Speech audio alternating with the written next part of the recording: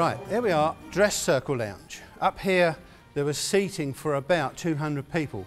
Behind me there used to be a set of doors so that when you came up into this part of the building you could make a choice of going in to see the show or the film, whatever was on, or you could go and eat in the restaurant. And as it said, it was capable of catering for 400 people. Back in the 60s it was converted to a small cinema, a small 250-seat cinema. But sadly it's now closed. Nobody wants single screen cinemas anymore.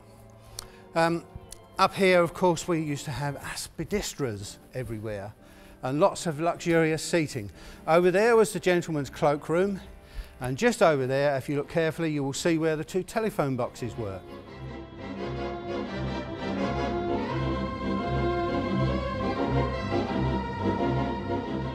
If you look at that proscenium arch there, that was the front of the stage apron. But in front of that, of course, you had a very large orchestra pit. Under the floor there, we used to have what was called dancing water fountains. Right, what this means is, you saw the manager sitting at your control panel. Well, the control panel's just up there. That's just a prompt board. In other words, he'd turn the switch, a little light would come on. That would tell someone you've got 5 minutes. Right, the little man used to sit over on the side of the stage there and operate all these little levers to operate all the water pumps. All the lights were on and the water pumps were on, and the idea was that the fountains would dance up and down in time with the music, which was fine if he knew the music. I mean, frequently they didn't recognise the music, so the lights, the water fountains wouldn't actually be in sync with the rest of what was going on. But it was an unusual feature. I don't know of any other theatre that's got that in it. It's still there, but obviously we are unable to use it now, and we wouldn't have a purpose for it now in any case. The cyclorama was used to paint backdrops, major backdrops like a village scene or something like that. I had a very close friend called Les who taught me all I know about cinema organs. He was the first man in the country to actually install one in his home. And he used to live in Northolt in North London. And he's very much the pioneer and the instructor for the rest of us that followed after. He started working on these things back in the 30s. I started working on them, of course, in the 60s. I first started in August 1959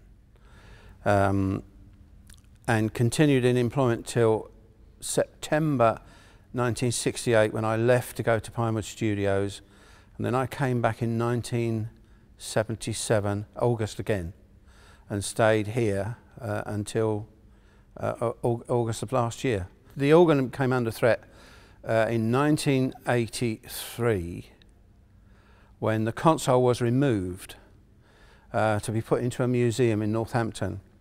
I didn't agree with that. I see very little point in having the organ console in one place and all the pipework in another. You couldn't hear it. So we fought to get the console back, which we managed to do early '84. Les Rawle and his wife Edith, equally, if not more so, dedicated than me to the preservation of the organ. It just had to be done. It had to be brought back. Well, the building itself is absolutely fabulous. I used to work here when it was still a complete cinema, with the wonderful stage and the revolve and the organ on the lift on the far side and everything. So the actual ambience of the building is always a joy to come to, and still these days it's still in wonderful order. It's beautifully decorated. There's still the lovely chandeliers and everything. And then the Wurlitzer is one of the very best in the country, and it's always a joy to play it. The sound of the Wurlitzer is basically enhanced by the wonderful building that houses it, so that the pipes speak out of their chamber and the sound can ring around the whole building to give this wonderful, all-encompassing, rich sound, which is just wonderful. Yeah, it's a labour of love. You're not going to make any money out of doing it. It's a magnificent instrument. It mustn't ever be lost.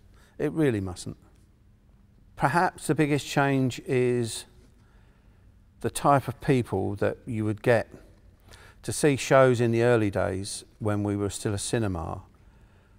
The audiences would be perhaps better behaved, perhaps quieter, more appreciative of the shows that we put on stage. It was a different atmosphere in terms of you had a stage and a distance between the stage and the audience. With the entertainment put on during the bingo days, the entertainment was, the entertainers were always amongst the audience, very much in amongst the people that were here. A different philosophy. When we first closed the cinema in 1980, I felt then, for a time, I really did feel that the building would never reopen. Not the main body of the building. The building was divided in 1960. The bingo hall was in a small area at the back of the theatre, and we still had 2,800 seats in the main screen. To put that in perspective, the largest cinema in the West End only had just over 2,000 seats. So we were still a huge cinema. The quality of the product that we put on was very poor. Attendances fell off. The only hope I could see for the building in those days was bingo, because the bingo in the 80s and 90s was very popular. The smaller area at the back of the hall where we're sat now was crammed with people on numerous occasions during the week. A very unfortunate and unsavoury atmosphere, in the sense it was very smoky, but extremely busy. So the decision was made in 1982 to convert the building to full-time bingo, which saved it, without a doubt. Toward the end, as a cinema, we were showing films in the afternoons, perhaps a dozen people. So the decision was made to turn the building over to full-time bingo, and for many years it was hugely successful. But since the turn of the century, bingo does seem to have fallen off, and people's tastes, perhaps, or what they decide to spend their money on, has changed. Last year when we closed, I did really think that perhaps we would never open again. Certainly not as a place of entertainment, anyway. It's a huge building. It takes a huge amount of money to keep it in good order. And that alone, I think, would put most people off being interested in it. 50th anniversary, I was determined that we would get the two surviving people from the 1937 opening, one of which was Larry Adler. And we managed to contact his agent, and he agreed to make a personal appearance and to play his harmonica for us, which he did. The other surviving person from those days was, of course, Sidney Torch. And we managed to arrange a radio link-up over the phone with him in his home in Eastbourne. And it proved to be very successful. It was the highlight of the 50th anniversary concert. It was a brilliant day. It was absolutely wonderful. The astonishing thing was that at the 50th anniversary concert, Larry Adler played the piano, which absolutely astonished everybody, because nobody had ever heard him play the piano in public. And he was absolutely amazing. 60th anniversary was perhaps lower key, but we still managed to get Larry Adler back. He was perfectly happy to do so.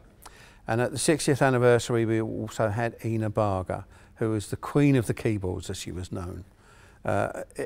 Almost entertainment royalty, held in very high esteem, because she was the last person left from the silent movie era, which is where she started. Her and her sister Florence de Jong started accompanying silent movies some 70 years before. So it was a great coup to get her here. She wasn't in the best of health, but she did actually play for us. She just played her signature tune, Smoke Gets in Your Eyes. That was wonderful. I really was hoping to do a 70th anniversary. We did discuss it, didn't we? But sadly not to be. Which would have been December last year. Very sad that was. We didn't quite make it.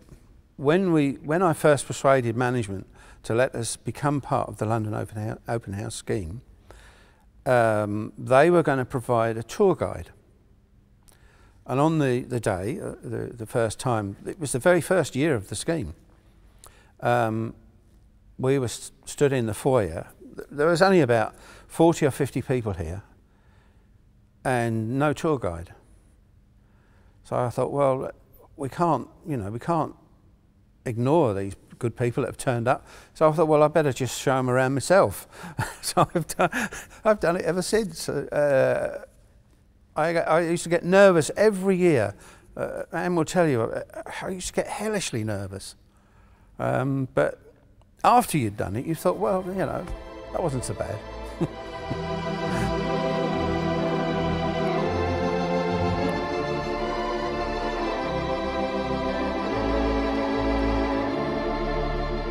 Most of them probably came to look and hear the organ, perhaps.